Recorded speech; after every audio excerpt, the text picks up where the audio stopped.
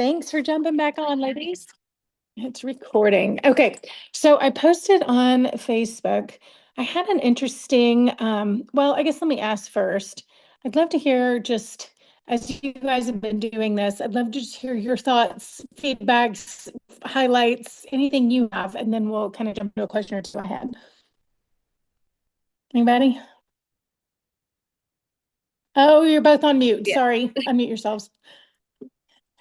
So I had a hard time I realized I had a hard time making it like a forethought with everything that like all the winter preparation that has been bombarding us with like, Yes. do you have this and do you have that and is your house, freeze proof and all the things. And so like I I had to be very And just to intentional. interject for posterity's sake, for people who may not have been in the middle of our crazy, or if this is something people listen to in the future, we've just been in the middle of a massive winter storm. So for days, there was all this anticipation leading up and preparation. And then we've kind of been inbound for the last 2, 3 days. No one's left their home because of ice on the road. So anyways, go ahead. So Yeah, so like with all that like information and preparedness being thrown at us, I found it very the stress of that like kind of took over because I have three kids at home. My husband is away at work, so it's just me. And so I had to be very intentional about prioritizing this and thinking of well, how can I do while I'm like in the middle of this? So the things that popped up for me this week were, well, one on a way back from Tyler one day, I crossed this lady that she was walking and Mhm. I passed her. She's on a major highway walking and she's got like a Dollar General bag in her hand. And so I passed her because like I'm going with the flow of traffic. I couldn't like just stop right then. And the Lord is just like, go back. And so like I went down to where I could turn around and I went back and I, pulled over, asked if she wanted to ride and she's like, "Oh, thank you so much." And then she started telling me her story.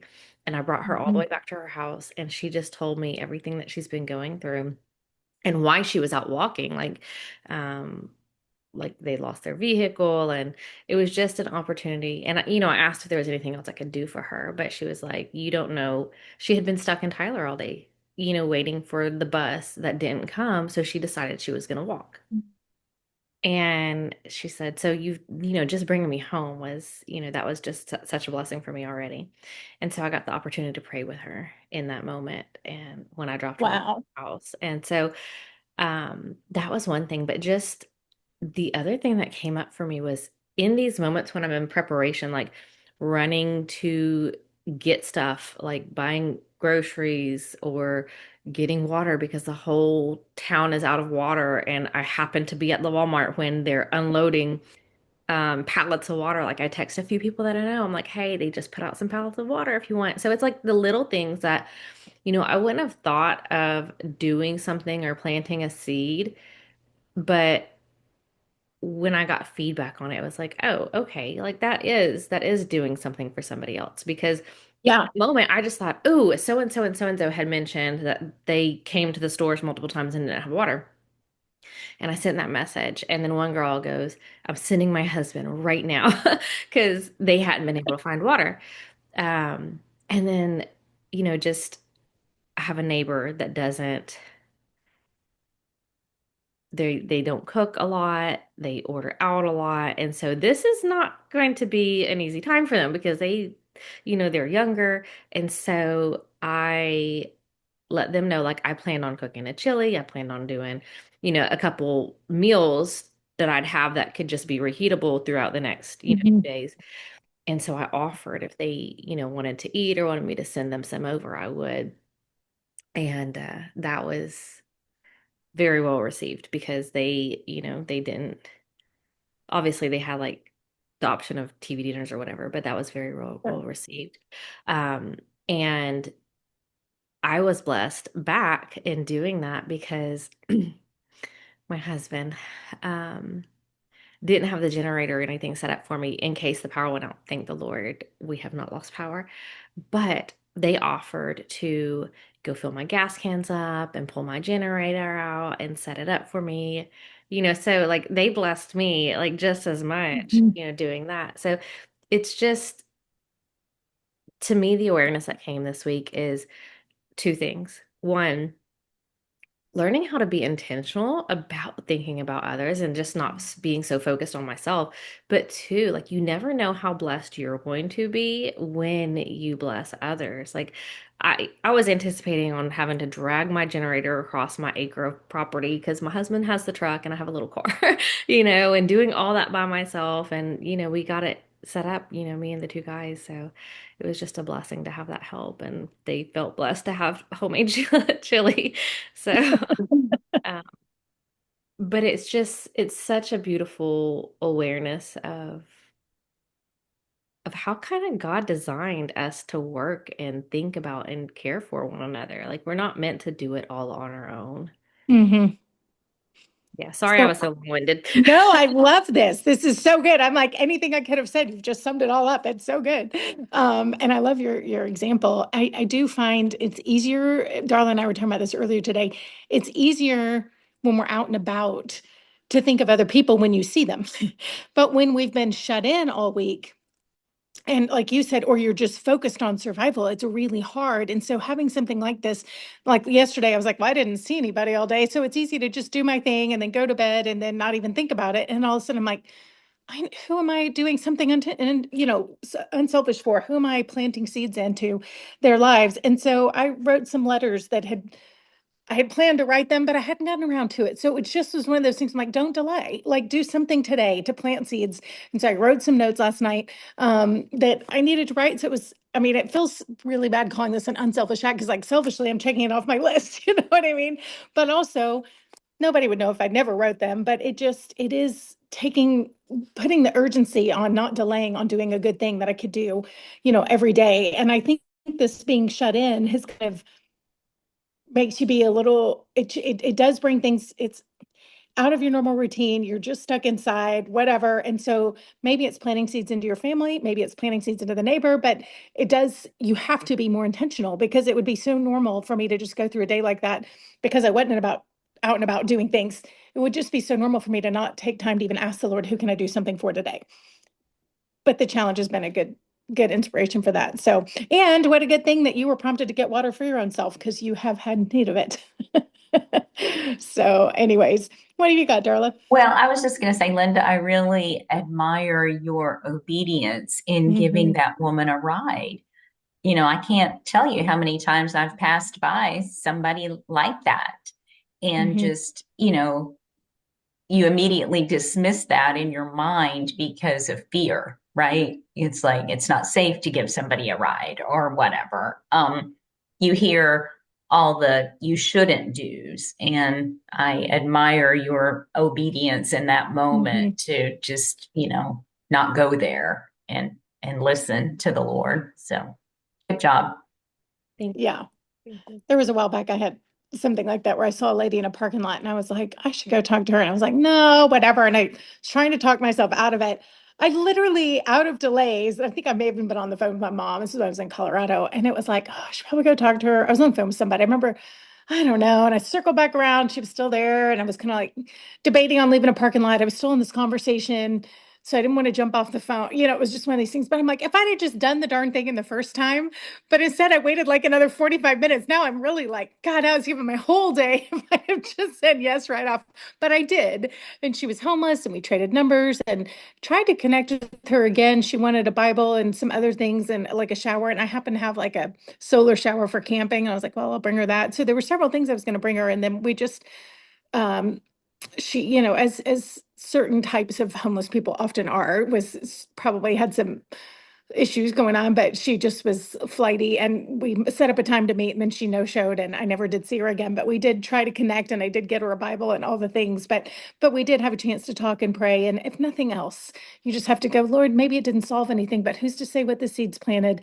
And because we were able to talk about the Lord and pray for her, and she saw that I was willing to help and be kind.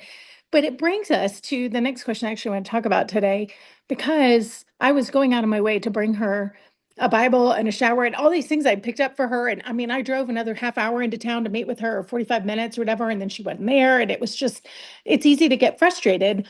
when you're going out of your way to do something for someone else. And somebody posted a question about, what do you do if people don't want to receive what you do for them? And I've not had somebody bring that up. And in all the years I've heard Dad talk about it, I haven't really heard this come up very much, or if ever. But I'm like, but it's totally something. Three of us dealt with that this week. I alone, I know I did with someone else. I tried to kind of repair some things with a friend.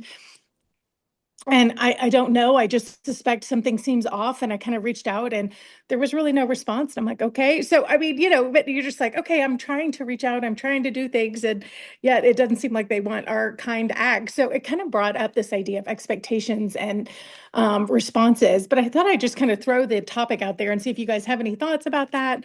Because I know somebody was like, did I do it wrong? Did I approach it? And I think sometimes our approach can be wrong, but I think sometimes it's just the other person. They're not ready to receive Right. yet. Right?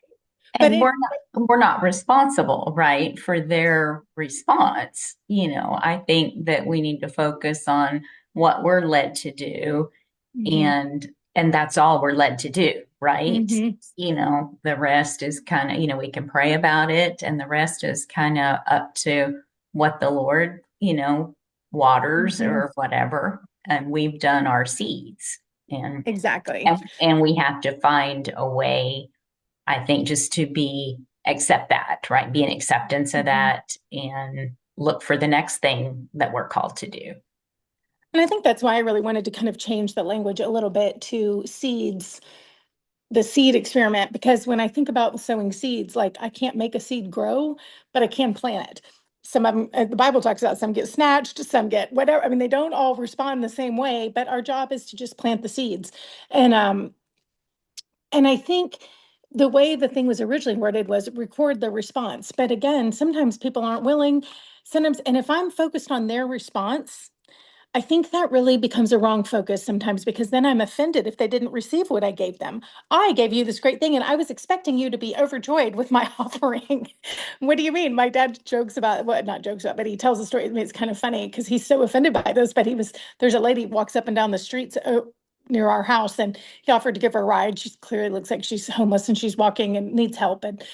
But he offered to give her a ride and she pretty much cussed him out, I think, for even offering. And he was so offended by that. And I was like, you have no idea what's happened to her, though. Like, who's to say why she's suspicious of help or men or people in general? Like, I don't know, but like that's not a normal response. But she's apparently other people have been like, oh, was that so? So yeah, you don't ask her. Like, nobody offers her.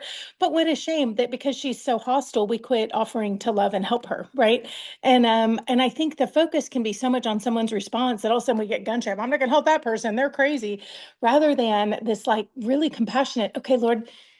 And I think for me, one of the things I go to is the Lord knows what it's like to offer himself to people that rejected him.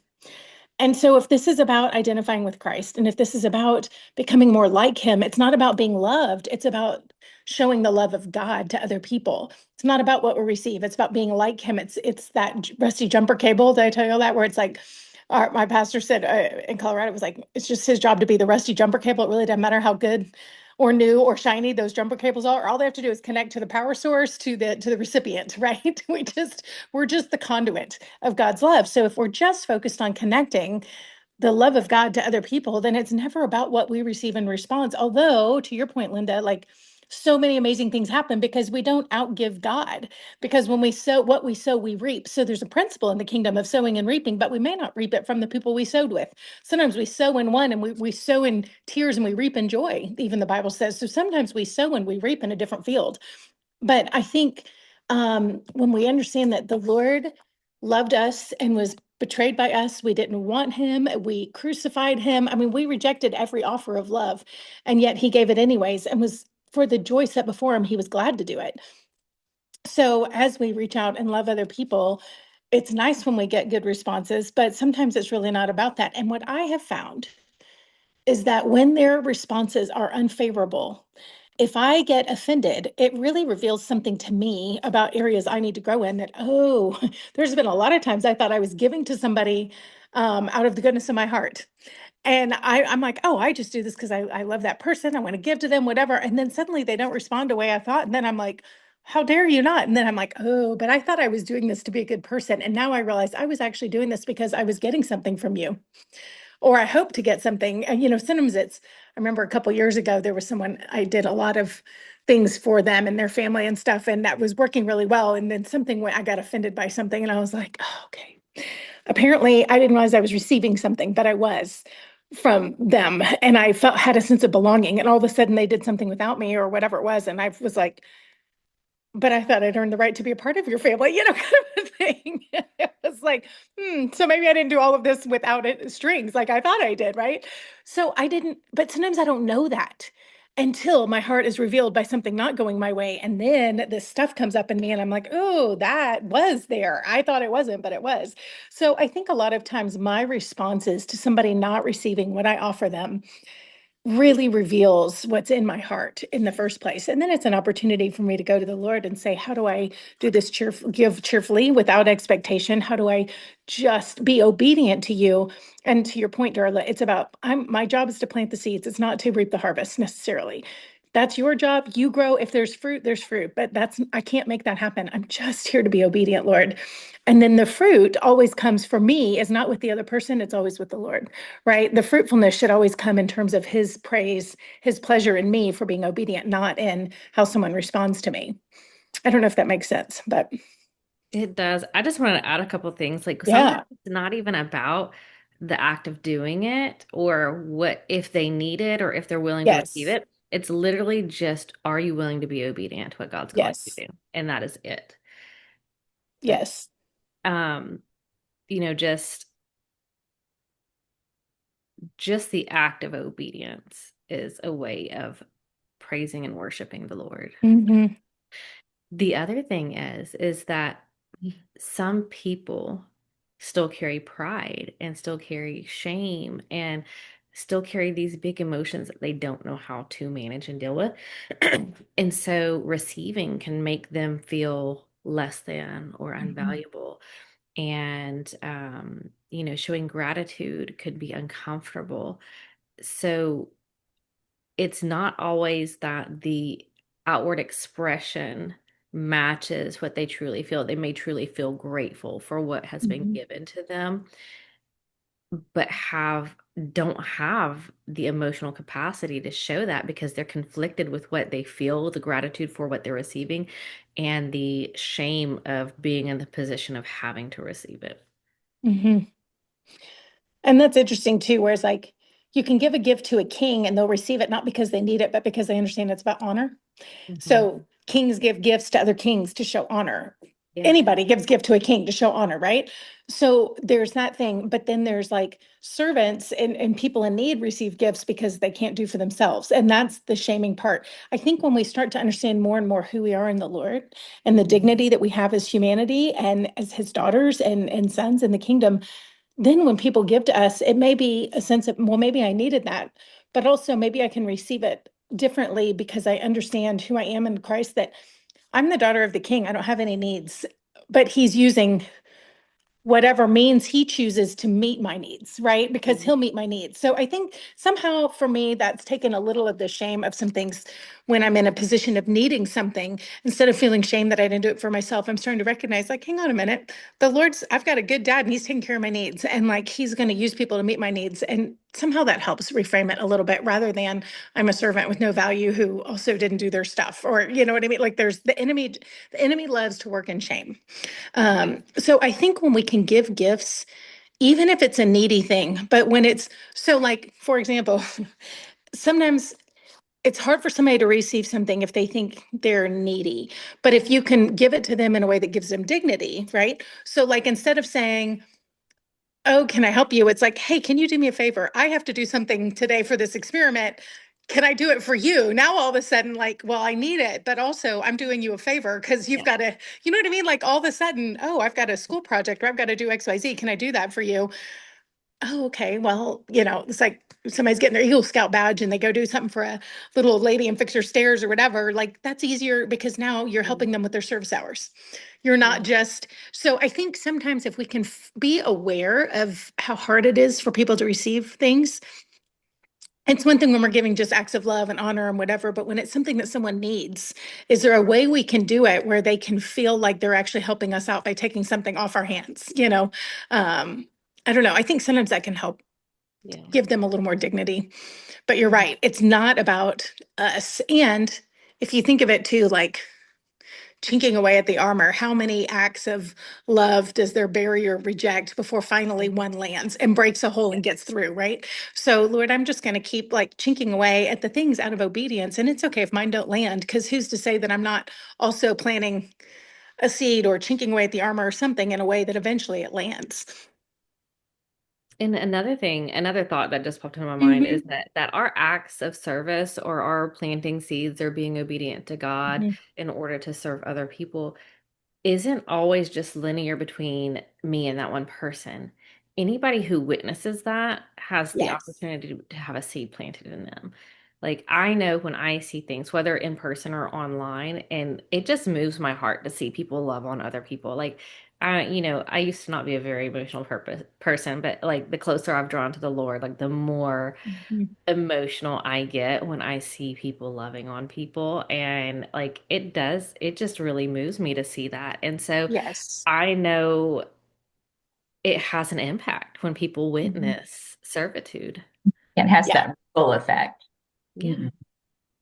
It really does. And testimony, the whole thing of a testimony is do it again, right? So we want God to do it again, but I also think we need to see the people of God doing it again, right? And the Mm, Bible says, spur one another on towards love and acts of service. So yeah. I think this sharing stories, it also says, don't let your right hand know what your left hand's doing. So there's that balance of saying, okay, I want to spur it on and I want to encourage things, but I also um, want to be careful that I'm not always like, let me share acts of what other people have done for me, not just the things that I get to do for other people, right? And so that kind of balance of not always making it about me and what I've done for people, I think is I'm a little cautious of sometimes. But um, on another note, just in terms of reading through the little journal for the week, has any of the writing stood out? Has there been anything that's been helpful? Just curious, or maybe you guys might not have had a chance to read it, and that's fine too. I have not, and I need to That's fine. see if you sent it to the email or is it in the Facebook Oh, group? it's in the Facebook under the Okay. Is um there a file section in the group or yes, something? the Okay. I'll files have to go section. look Yeah. at it.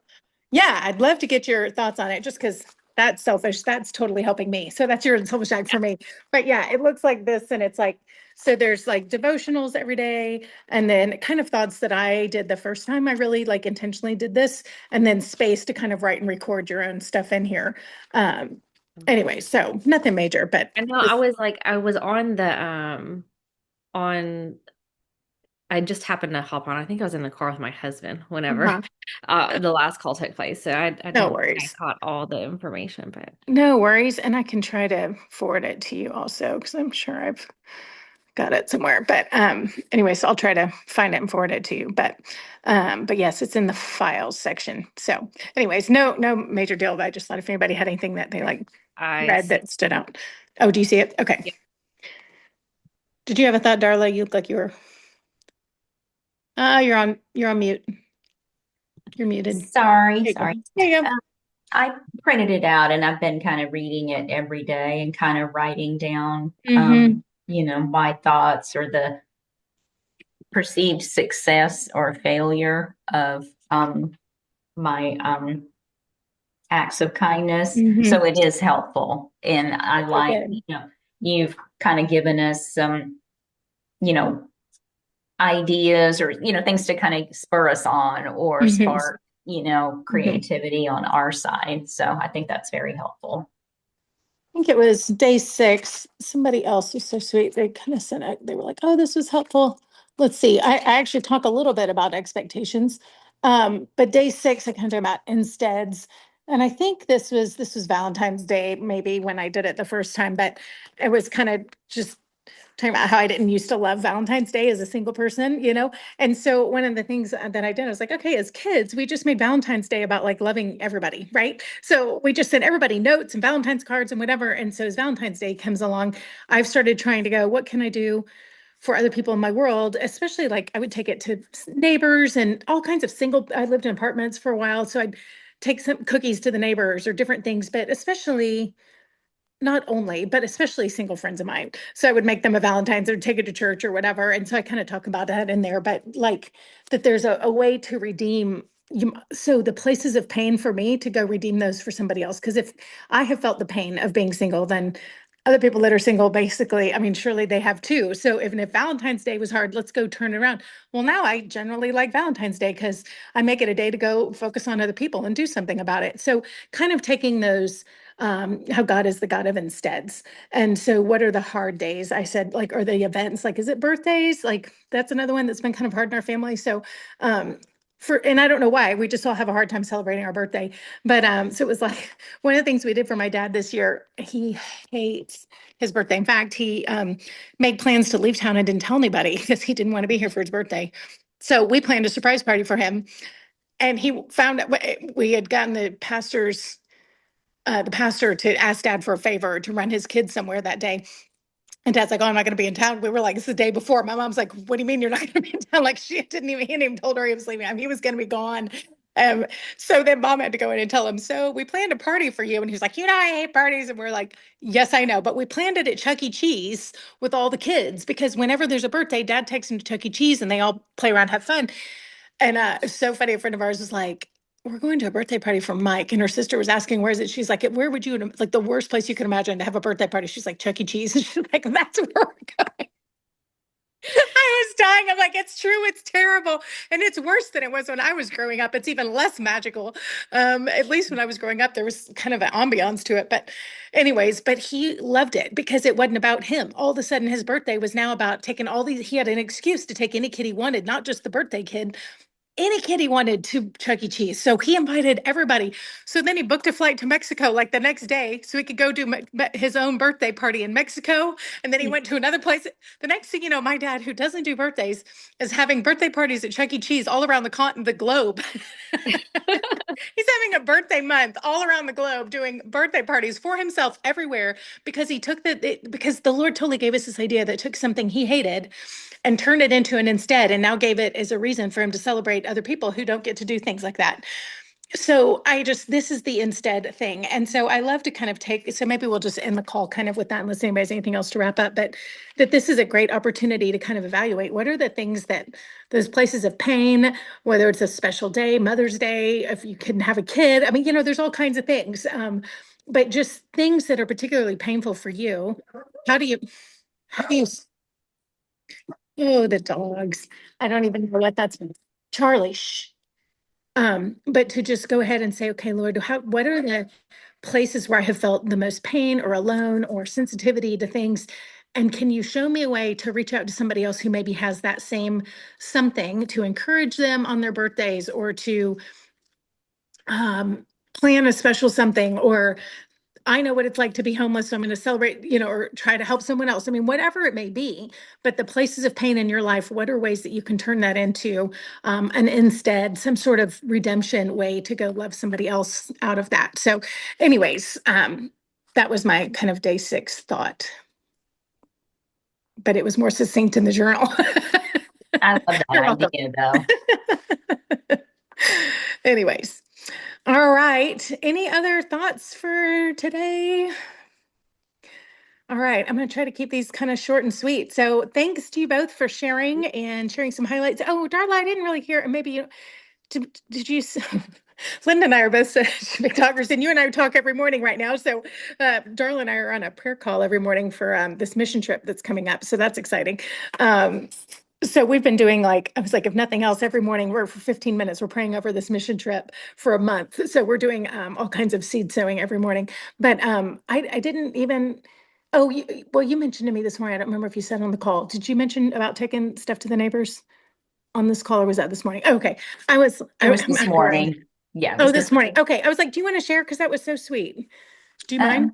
No, of course not. Oh, okay. I just made some scones yesterday morning because everybody was snowed in and couldn't get to church. And I made a double batch. So I took some to my next door neighbor and they were all excited. Their little boy, he's, I guess, 6. He came to the door in his little, cartoon undies and grabbed the sack and ran to the kitchen. And by the time I got back home, it's just, I don't know, 50 yards away. I already had a text from the neighbor thanking me, and they're so delicious. But, I didn't even really think about that as being, my good deed for the day or whatever, because it's stuff that I like to do. So, but it did kind of now makes me a little more intentional that those things matter. You know, so. Yeah. I think we grossly underestimate the power of just basic hospitality. And I think it's all throughout the Bible. It's such a big deal. And I think this past year, especially, the Lord's really been showing me with Airbnb and just different kinds of things, just the ministry of just basic hospitality and being available for your neighbor and for the people around you. So this program is good because it helps me to think beyond the people that are just in my normal circle, because I can kind of stay in that place. And it helps me think bigger, but also I think sometimes other people are so busy thinking bigger, they forget that how much it matters to just take care of the people in your circle. So deep and wide, right? Like go deep with your family and go wide to your neighbors, and both are sowing seeds. So one is not more valuable than the other. So I think of, somebody who's like taking care of an invalid parent or whatever, like their whole day is consumed. They don't have as much bandwidth to go wide, but that does not mean that depth that they're doing with that one person is not equally valuable. So I want to be sure that we celebrate the depth and the width of sowing seeds, whichever season you may be in and wherever God may ask you to sow it. So anyways, that being said, let me pray for us. What were we going to say something? Well, I was just going to say, I think, this morning when you and I were talking, I had kind of discounted that as mattering because my next door neighbors are believers, active in their, children's church and stuff. But Stacy kind of reminded me we're, supposed to love everybody, and this isn't just about reaching the lost. It's about loving our neighbor. So. Yeah. But what a beautiful, sweet little testimony that when she talks about it, it could reach the ear of an unbeliever. Yeah, there's that too. And, Darla, this is why. So Darla and I are going on this Thrive mission trip to work. So it's a mission trip for women who work in missions around the world. So it's American missionaries who are being sent overseas. So we've got about 40 different nations that are being served by these women that are coming to this conference, but it's to refresh all of them. And so it's so easy to think about missionaries going like, oh, I'm gonna go do something for some African person who's ever heard the Lord in a hut or whatever, and like going into different places. But this is taking the women who are in the different places and bringing them to refresh them so they can go back out. And I think even in the Bible, you have Paul talking about Onesiphorus, refreshing him, and different people bringing him gifts and refreshing him while he was in prison and struggling for the gospel. So you have Abraham who was praying, but you have the guys on his side lifting his arms up and they weren't fighting the battle, but every time Abraham's arms came down, the battle started to turn. As long as he was raised up and praying, the Israelites were winning. So we tend to want to celebrate the people who are on the front line, but a friend of mine just reminded me, for every person in the U.S. military that fights on the front line, you have 17 people doing like logistical personnel behind them making that possible. 17 people. So she was like, so if you're going to go do mission work, do you have 17 people behind you that are supporting you as you go? So we are doing things, but I think, again, sometimes we forget. We think that the only place we're supposed to love is the non-believers, but we need to be loving each other too. And we all need encouragement.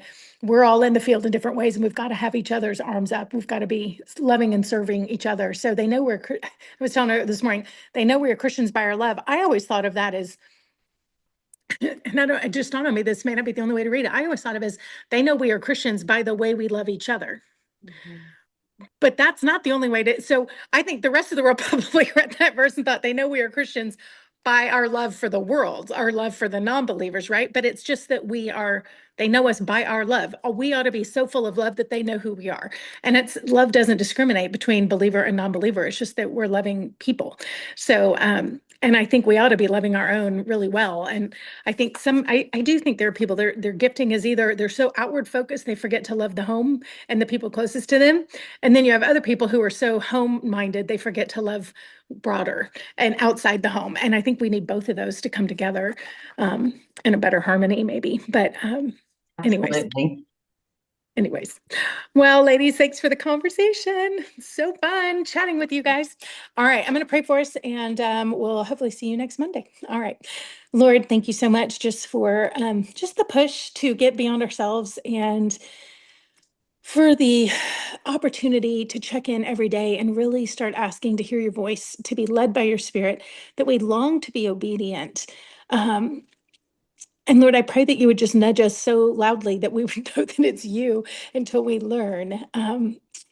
We want to hear your whispers, but Lord, until we learn to hear your whispers, I pray that you would shout loud and clear, that you would make it easy, that we would learn a habit of obedience and a habit of listening to hear your leading. So every day, I just pray that we would be faithful to keep checking in. Sometimes I'm guilty of getting to the end of the day and asking you, what did I do to sow seed instead of asking you at the beginning of the day, where would you like me to sow it? And those are not the same. And I thank you that you will honor both. I thank you that you see our hearts. I thank you that you can use the things that we do throughout our days, but also that you want to speak to us and invite us into deeper. So let us be attuned to your Spirit. And I pray for divine appointments. I pray for you to illuminate the things that are in our hearts. So if we're expecting responses and we're disappointed in those things, then show us and purify our hearts. But also, I pray for the joy of partnering with you with these big, exciting wins and these amazing moments. And I pray that our lives are filled with both, that we would learn to love the way you did without expectation, humbly receiving those who received you and rejected you both, humbly loving all at the same level and the same fervency, Lord. So we just ask you to align our hearts with yours. In your name, amen. All right, ladies. Love y'all. See you Love later. you. Thank you. Bye-bye. Okay, bye. Let's see. And